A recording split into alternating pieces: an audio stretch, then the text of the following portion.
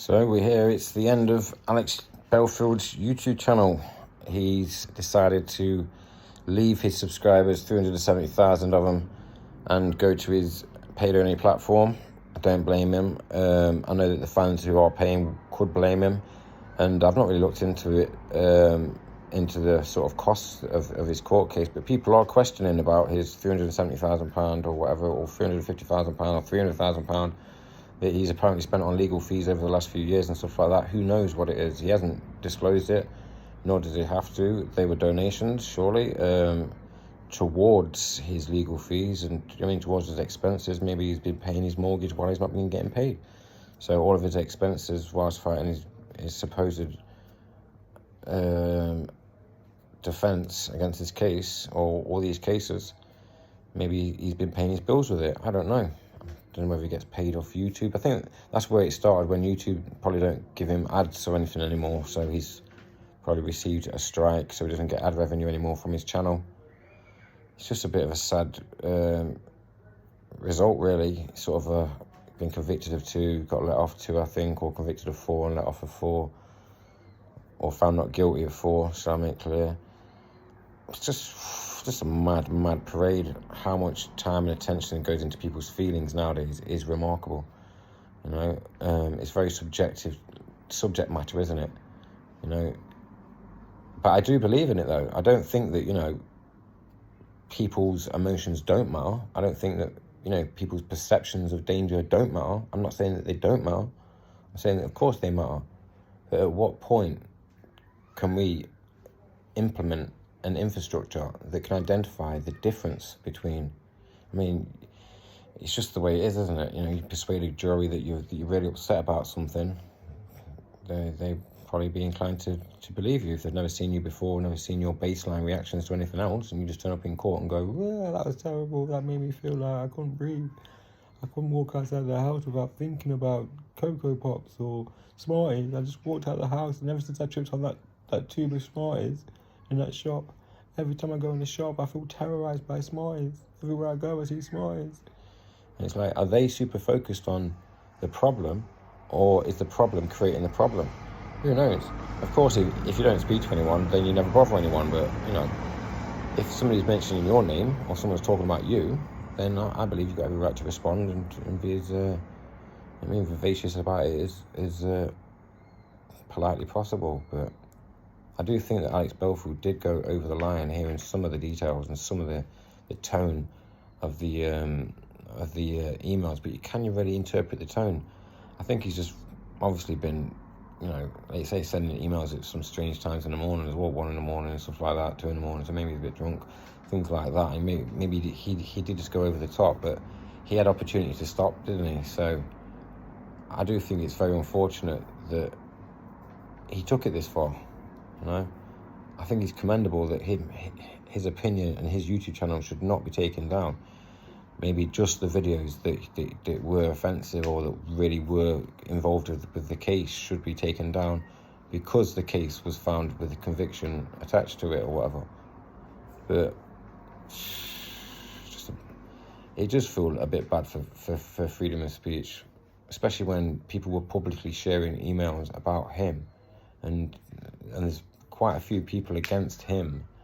It seems a bit strange that he's the aggressor against all these people. But then again, these people do matter, and these individuals have got lives to lead, and they've got families and stuff like that. And if him, with all of his followers shouting about it, if the followers, not all the followers really shared all of his views. A lot of his followers just were ambivalent either way. They just thought, yeah, that's what he thinks. It's just entertainment. Like when you hear, I don't know, someone ranting on the morning news about something that they've got a pet peeve with, whether it's Piers Morgan or, someone like that. They just have a little rant. It's just their personal opinion. It doesn't mean that he's spreading hate.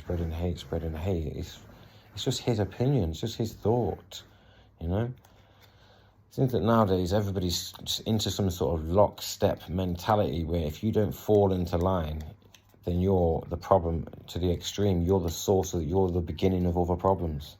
So they justify saying that he's like a gateway to other things and stuff like that. I understand where they're coming from. People get you know, carried away on the internet and become hyper-focused on things that really don't matter to their actual lives, and they're just some diffraction or whatever, refracted, you know what I mean, bitterness or whatever with their own lives. I understand all that, but sometimes it isn't. Sometimes it's genuinely something that everyone should be concerned about, and just because people aren't concerned about it doesn't mean that no one else should be. And I think it's ludicrous how they like to shuffle people straight onto the crazy train, straight to the, you know, the special camping arrangement if they disagree with anything with the mainstream media. I think that's terrible. I think that's where his problem started. I think that, you know, that's where all of his problems started. He was, I believe, you know, just saying things on the radio that the other radio presenters or his boss didn't agree with in a political sense. And so in a personal sense, they've taken it to him and cajoled him and tried to aggravate him and just generally just mock him and just pretend and act like he's an outsider to this leftist Goliath of media management. You know, and in most industries nowadays, they have the dominant roles in HR departments all around the world now.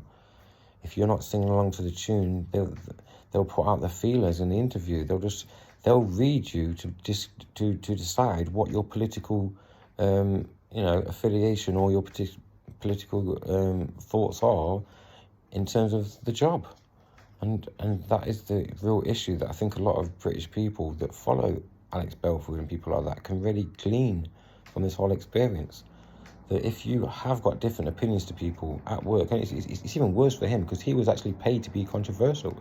That's how it must be really grinding him, because he was paid to cavort attention, and you know, it must be really it must really mess with his head, because he's meant to be a flamboyant, bombastic sort of guy. That's his role. He's entertainment, he's theatrical, he's panto, he's comedy, he's news, he's journalism, he's twist, he's sarcasm, satire.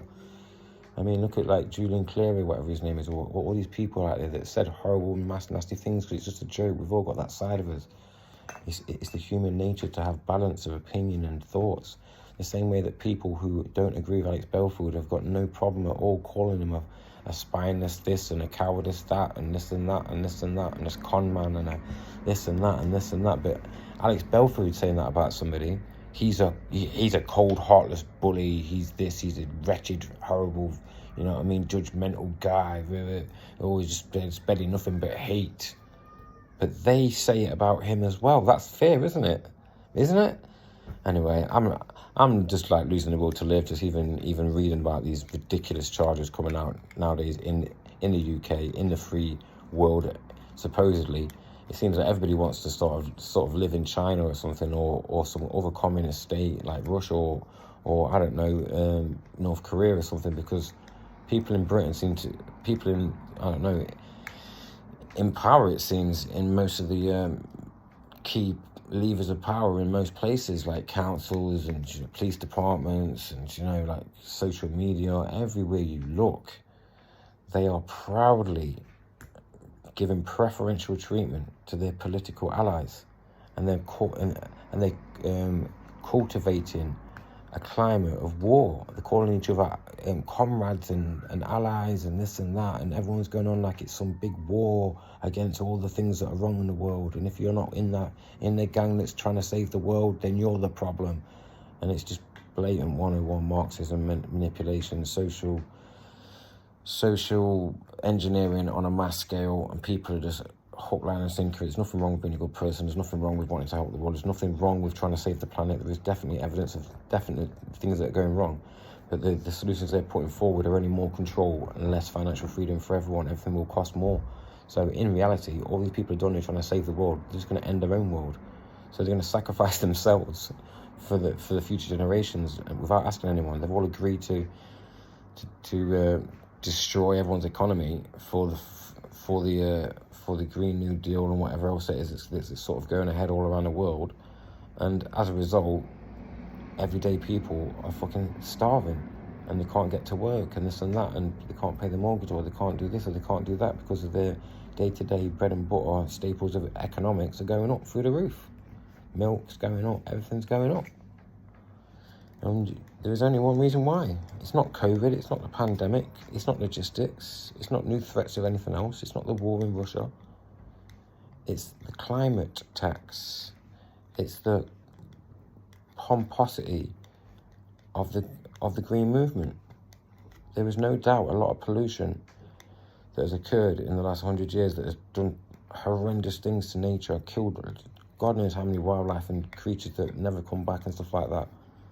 But England is not really a huge contributor to that problem, okay? It's actually the heroes of these socialists, China and North Korea and places like that, and Africa and all these mad places out there, India, you know what I mean? They are just churning out massive amounts, and America, but that's the number one improving country. Obviously South America as well. Every other country but England and Northern Europe or whatever is churning out massive amounts of CO2 gases and stuff. But they want us to all die poor to save who? The population's going to catch up anyway. All these people they think they're saving is going to be destroyed by the needs of others. Anyway, that's what happens in the world. People die. I just don't understand like how we're supposed to do anything about it. I feel very grateful for where I was born and who I was born to and all these things. I'm very grateful. And I don't disrespect this country, and I don't litter, and I don't waste water, and I don't waste electricity and stuff like that. I don't burn things in the atmosphere, and I don't like to buy things that are covered in plastic. I was born in the 90s, but I am not going to see somebody destroyed financially, whether it be a farmer or people who drive cars every day to work, commuters, or whoever it is that relies on this economy, to be destroyed for the sake of any animal on this planet. Because I really do care about humans. People talk about be kind out of one side of the mouth, and the other side of the mouth, it's like animals are more important than humans. And it's like, okay, that's fair enough. If you believe that, then, you know, go jump in a lion's cage and let them eat you. You know, it's this very strange psychological game that everyone's playing now, and I don't like it at all. Anyway, thanks for listening.